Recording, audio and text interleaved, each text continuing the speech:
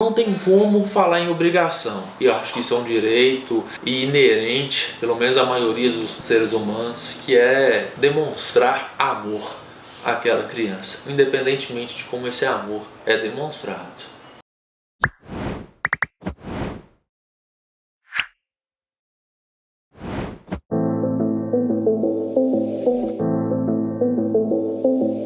Quando falamos em maternidade, normalmente nós pensamos em algo cheio de sonhos, maravilhas, por uma nova vida, de esperança, de um relacionamento maravilhoso com a criação dessa nova criança, de uma família. Isso acontece.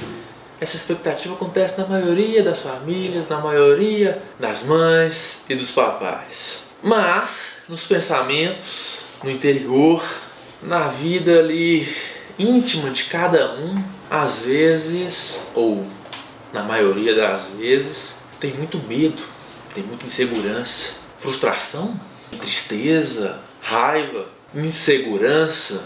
Tem muitos sentimentos que não são compartilhados, que não são externalizados. E não é culpa de ninguém. E não é culpa da mamãe, não é culpa do papai, não é culpa de ninguém ter esses sentimentos. Isso acontece, é comum, é importante compartilhar essas informações, esses sentimentos com as pessoas que entendem esse assunto.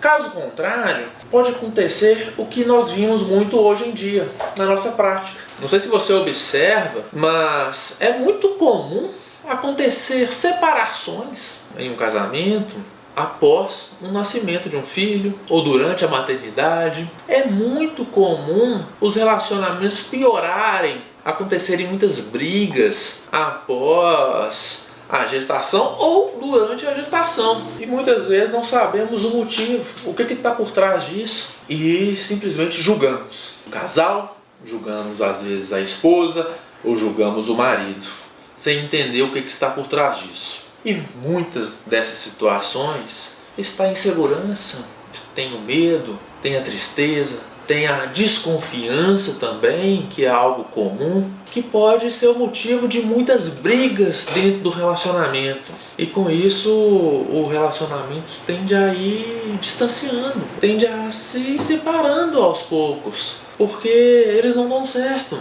eles não entendem um ao outro. E é difícil mesmo, gente. Não é fácil nem para a mãe e nem para o pai. E aí é importantíssimo começarmos a saber que não é tão repleto de sonhos e maravilhas e muitas esperanças nesse momento, porque senão frustra, quebra expectativa e gera raiva, tristeza e mais brigas. Temos que assim conversar com muito diálogo, entender as dores e os sentimentos dos outros.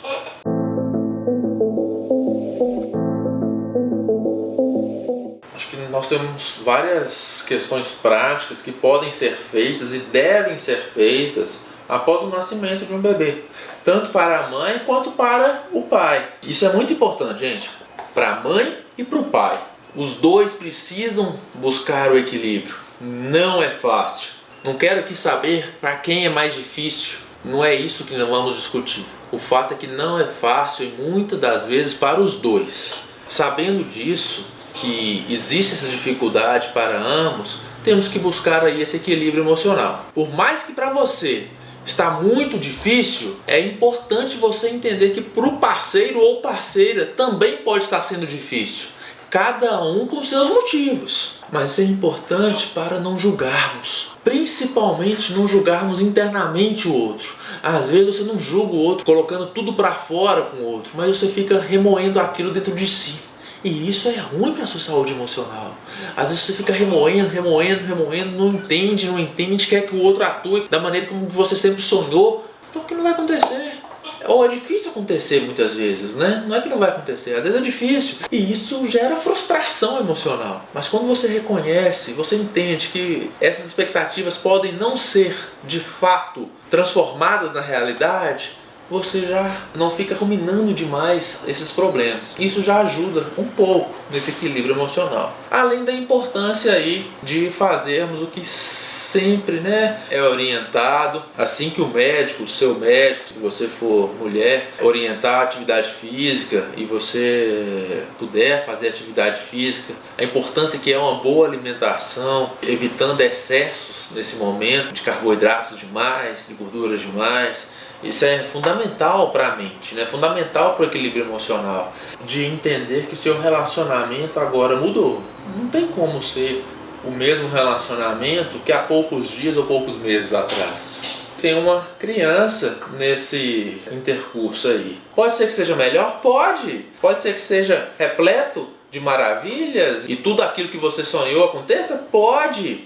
Mas vai ser diferente do que estava antes. Normalmente eu vejo, é o contrário, né? Às vezes acontece mais brigas, mais discussões, porque acaba que é mais um motivo ali de discussão. São histórias diferentes tendo como objetivo a criação de um novo ser humano. Então, um parceiro que vivenciou uma história de vida totalmente diferente, uma criação familiar totalmente diferente, com uma outra parceira que também viveu totalmente diferente de você, para criar uma criança que vai ter que ser essa união de histórias de vida, de experiências diferentes, e vai ter opiniões diferentes na criação, não só entre os parceiros, mas dos tios, dos primos, dos avós, das avós. Entender que vai ter, e tudo bem, é importante para que você não brigue com seu parceiro ou parceira por causa disso também, que vocês entrem ali em um acordo sem gerar aquela desavença que muitas vezes é motivo, inclusive, para separação.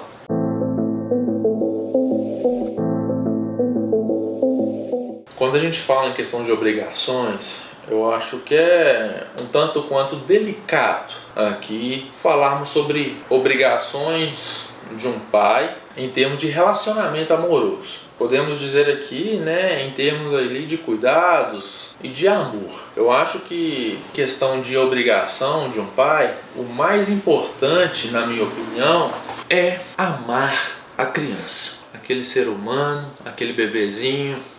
É querer o bem para aquele bebezinho que acabou de nascer agora. E isso pode ser demonstrado de diferentes maneiras. Isso pode ser demonstrado de maneiras que às vezes você nem esperava ou nem espera.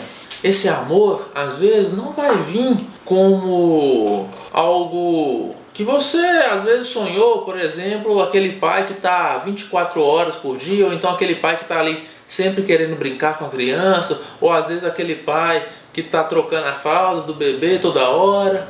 Às vezes, a forma de expressar o sentimento, a forma de expressar o amor, a forma de demonstrar o carinho e a empatia é diferente do pai. Não tem como falar aqui em obrigações, porque nós somos totalmente diferentes. Às vezes tem pais que fazem de tudo, né? Assim, em termos de banho, em termos de cuidados, de trocar a fralda, de acordar à noite várias e várias vezes à noite para ajudar a amamentar. Tem casos como esse? Tem.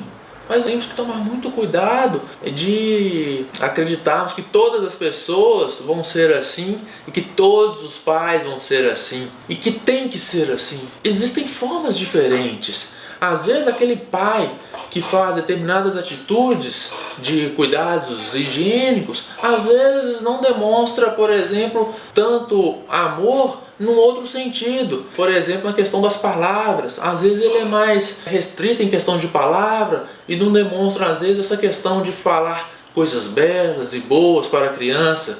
Ou às vezes esse pai está tão preocupado ali em proporcionar ali um alimento para aquela casa, querendo muito, às vezes, estar ali junto com o bebê, mas ele vai em busca do trabalho para ajudar a trazer a comida para casa. Isso indiferentemente se for pai ou mãe, tá, gente? Isso indiferente. Então não tem como falar em obrigação. Tem como se a gente entender que é obrigação, mas eu não acredito que isso seja uma obrigação. E eu acho que isso é um direito inerente, pelo menos à maioria dos seres humanos, que é demonstrar amor àquela criança, independentemente de como esse amor é demonstrado.